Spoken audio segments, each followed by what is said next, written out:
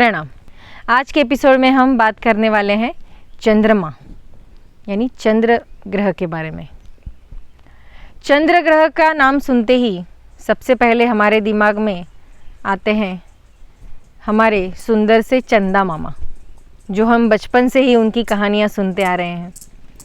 तो आप सभी जानते भी होंगे शायद कि चंद्रमा ये ऋषि अत्रि और अनुसया के पुत्र हैं। उनका रूप अगर आप देखेंगे तो वे श्वेत वर्ण के हैं। वे भी रथ पे विराजमान हैं। उन्हें 10 सफ़ेद घोड़े हैं उनके रथ को, और वे खुद कमल पुष्प पे विराजमान हैं। उनका वर्ण, उनके वस्त्र, उनकी काया, ये सारे सफ़ेद यानी श्वेत रंग के हैं। और चंद्रमा भी हमें जब हम देखते हैं तो हमें भी वे सफ़ेद रंग के ही दिखते हैं। तो ऐसे चंद्र ग्रह का स्थान हमारी कुंडली में काफ़ी अहम महत्व रखता है। मैंने एक वीडियो भी चंद्र साधना पे किया हुआ है, जो आप देख सकते हैं। यानी चंद्रमा की साधना कैसे करनी है, कौन से दिन करनी है, ये सारे चीज़ों के बारे में मैंने उसमें कहा है। लेकिन ये सीरीज़ में हम देख रहे हैं कि नवग्रह के वृक्ष कौन से हैं। तो चंद्रमा, उनकी साधना करते समय हमें वृक्ष लेना है पलाश वृक्ष, जिसको मराठी में हम पळस कहते हैं, हिंदी में पलाश कहते हैं। तो पलाश, ये वृक्ष पे भी मैंने एक एपिसोड किया था, जो हमें माता लक्ष्मी के साथ जोड़ता है। यानी पुराणों में, श्रीमद् भगवद गीता में भी ये चीज़ कही गई है कि माँ लक्ष्मी और चंद्र देवता ये दोनों भाई बहन के स्वरूप में पाए गए हैं। तो जब आप चंद्र भगवान की साधना करते हैं और वो भी पलाश वृक्ष के नीचे बैठ के, तो आप पे लक्ष्मी हमेशा प्रसन्न रहेगी। तो ऐसे छोटे छोटे उपाय अगर हम करते हैं तो हमारे जीवन में काफ़ी अच्छे परिणाम हमें मिलते हैं।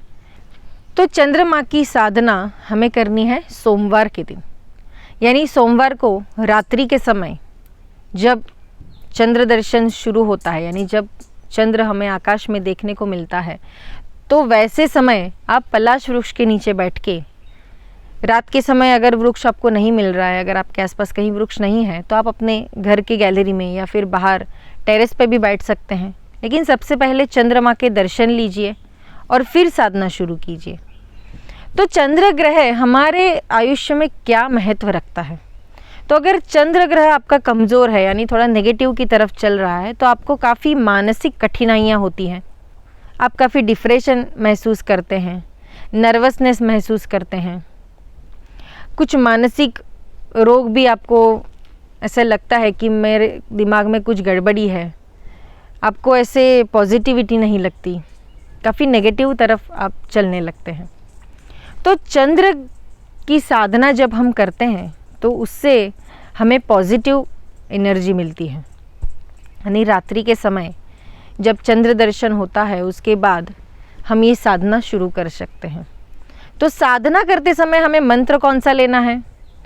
तो ओम चंद्रमसे नमः, ये मंत्र भी आप ले सकते हैं, या फिर ओम सोम सोमाय नमः, ये मंत्र की साधना भी आप कर सकते हैं।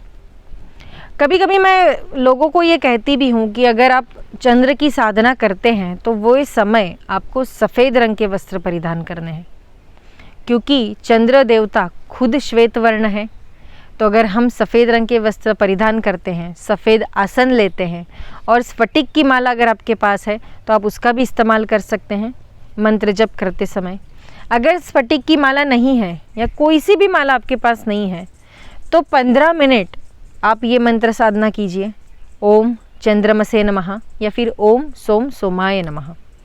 जितना ज़्यादा आप ये मंत्र करेंगे उतना ज़्यादा आप शांत होने लगेंगे।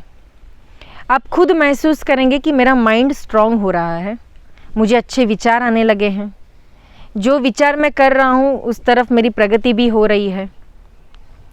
जिनका चंद्र ग्रह कमज़ोर होता है, उनकी जो माताएं होती है वे काफ़ी कभी कभी बीमार भी पड़ती है, घर में भी शांति नहीं बनती, सुख समृद्धि की कमी होती है। लेकिन जैसे जैसे आप चंद्र की साधना करने लगते हैं, वैसे वैसे घर में सुख समृद्धि आने लगती है, शांति आने लगती है, लक्ष्मी जी का भी वास होता है।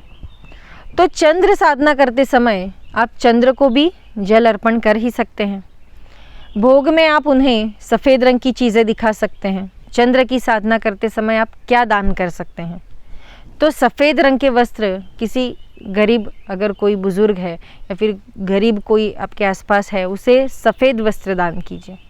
अगर महिलाएं हैं तो उन्हें श्वेत रंग का ड्रेस या साड़ी आप दे सकते हैं, या फिर पुरुष है तो उसे लुंगी दे सकते हैं, अच्छा सा कुर्ता उसे दे सकते हैं।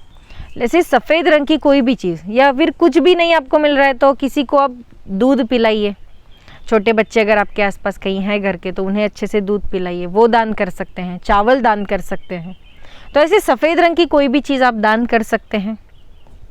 तो ऐसी चंद्र की साधना पलाश वृक्ष के नीचे बैठ के करनी है। अगर वृक्ष मिलता है तो ये चीज़ ज़रूर कीजिएगा, क्योंकि वृक्ष के नीचे बैठ के जब आप साधना शुरू करते हैं तो आपको उसके अच्छे परिणाम मिलते हैं। वृक्ष की एनर्जी तो मिलती है, लेकिन उसके साथ साथ आपको चंद्रमा की एनर्जी भी बहुत अच्छी मिलती है। चंद्रमा की जब हम एनर्जी लेते हैं तो हम काफ़ी ठंडक महसूस करते हैं। जब हम सूर्य की साधना करते हैं तो काफ़ी ऊर्जा यानी गर्म एनर्जी हम लेते हैं, लेकिन जब हम चंद्र की साधना करते हैं तो हमें ठंडक महसूस होती है। ऐसा लगता है कि हम कहीं हिमालय की चोटी पे बैठे हैं और वहाँ पे बैठ के साधना कर रहे हैं। लेकिन ये चीज़ आप जब करेंगे तब आपको महसूस होगा।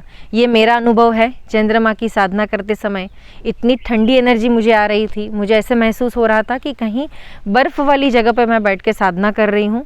इतनी अच्छी अनुभूति मुझे आई है। तो आप भी ये चीज़ ज़रूर कीजिएगा, ताकि जो भी चंद्र ग्रह की कमज़ोरी होती है या फिर हमें जो टेंशन्स रहती है कि मैं कैसे अपने ग्रह को मजबूत करूँ, तो ये सारी चीज़ों के लिए कुछ खर्चिक काम करने से अच्छा है हम खुद ही साधना करें और ज़्यादा ये सारी चीज़ों में हम पैसे ना इन्वेस्ट करें। अच्छे से साधना करेंगे तो एनर्जी भी हमें मिलेगी, फ़ायदा भी हमें ही होगा, हमारे परिवार वालों को फ़ायदा होगा और हमारे ग्रह भी हम पे खुश रहेंगे। तो ऐसे ये सारी साधना आप कीजिए। सोमवार के दिन आपको ये साधना करनी है, या तो फिर आप पूर्णिमा के दिन भी ये साधना कर सकते हैं, क्योंकि पूर्णिमा के दिन पूर्ण चंद्र रहता है। ऐसा माना जाता है कि रात्रि के समय चंद्र देवता पूरे ब्रह्मांड में, पूरे आकाश मंडल में उनका रथ लेके घूमते हैं और हम पे ध्यान रखते हैं। तो अगर हम ऐसे समय उनकी साधना करते हैं तो उनका आशीर्वाद भी हम पा सकते हैं। वनस्पति और पौधों के साथ भी उनका अपना ही एक अलग रिश्ता है, क्योंकि भगवान ब्रह्मदेव ने उन्हें अच्छे से आशीर्वाद दिए हुए हैं, जिससे वे वनस्पति और पौधों के साथ कुछ चीज़ें आदान प्रदान करते हैं। भगवान शिव ने भी उनको अपने मस्तक पे स्थान दिया है। तो भगवान भोलेनाथ तो आपको पता ही है कि कितना क्रोधित होते हैं, तो उनको शांत रखने के लिए ही उन्होंने चंद्रमा को अपने शीश पे विराजमान किया हुआ है, ताकि उन्हें भी ठंडक मिले। तो ऐसे ही सारे देवी देवताओं ने चंद्रमा को बहुत ही अच्छे स्थान पे रखा है।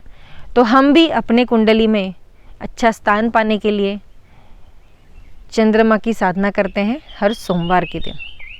तो ये साधना आप शुरू कीजिए और फिर मुझे बताइए कि आपको कैसे परिणाम मिल रहे हैं।